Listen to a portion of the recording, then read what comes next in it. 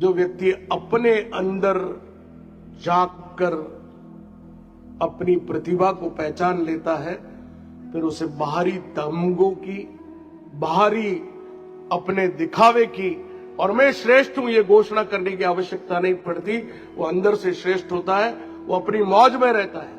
आज के संदर्भों में हम कहें तो हम ऑफलाइन हो जाते हैं या ऑनलाइन हो जाते हैं, लेकिन इनलाइन नहीं होते, अंदर नहीं जाते। अगर आपको कुछ पढ़ना है, कुछ जीवन के सत्य को समझना है, कुछ परीक्षाओं में उत्तीर्ण होना है, तो आपको अंदर की तरफ, भीतर की तरफ झांकने की आवश्यकता है। आप क्लास में बैठते हैं, आपका मन समोसे की दुकान पे लगा हुआ है, टीचर क्या पढ़ा रहा है आपको कुछ पता नहीं है। बैठे क्लास में, लेकिन शाम के शादी की तैयारियों के बारे में उसमें विचार चल रहा है, किस फ्रेंड से काम मिलना है, किस नुक्कड़ पे मिलना है, उसी विचार में चल रहा है।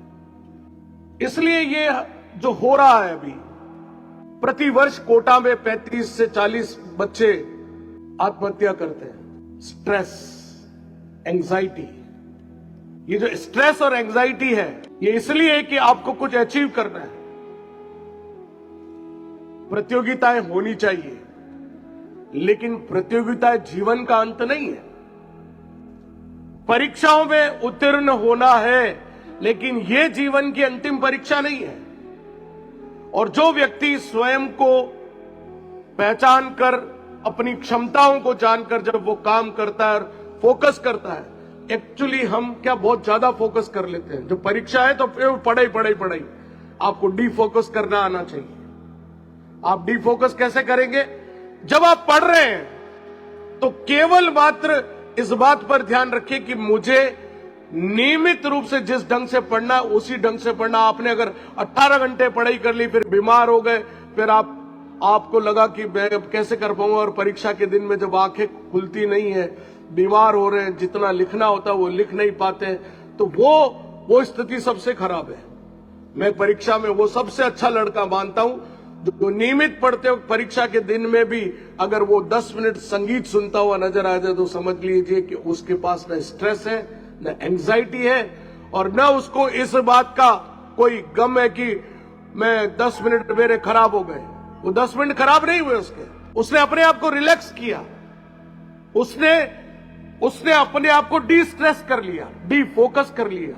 मेरा आपसे निवेदन है, नंबर 1, हमेशा नेगेटिव लोगों से दूर रहिए, परीक्षा के दिनों में भी और वैसे भी जीवन में भी। अगर जीवन में आपको सफल होना है तो नकारात्मक लोग, नेगेटिव बात करने वाले, ऐसे लोगों जो बकवास करते हैं, उनसे सदैव दूर रहिए। दूसरी बात, आप उन बातों की लिस्ट बनाइए जो आपको निराश करती है। कौन कौन सी बातें निराश करती है? इनकी डांट निराश करती है, इस दोस्त की कंपनी मुझे निराश करती है, मैं ऐसी जगह पर जाकर खड़ा होता हूं वो मुझे निराश करती है, या मैं उस जगह जाकर खड़ा होता हूं वो मुझे निराशा लाती है। और फिर कोशिश करिए कि उन चीजों को आप अवॉइड कर सकें। एक लिस्ट वो बनाइए कि कौन सी बातें प्रेरित करती है। मैं सवेरे जब स्कूल जाता हूं, मैं अपने फ्रेंड से मिलता हूं, वो मुझे मोटिवेट करते हैं, मैं वहां से प्रेरणा लेता हूं। मैं सवेरे जब मंदिर जाता हूं तो मैं वहां दर्शन करता हूं, तो वो मुझे बात मोटिवेट करती है। मैं क्लास में मेरी क्लास टीचर से मिलता हूं तो वो मुझे बात मोटिवेट करती है। ऐसी छोटी छोटी बातें जो आपको मोटिवेट करें, उनकी लिस्ट बनाइए।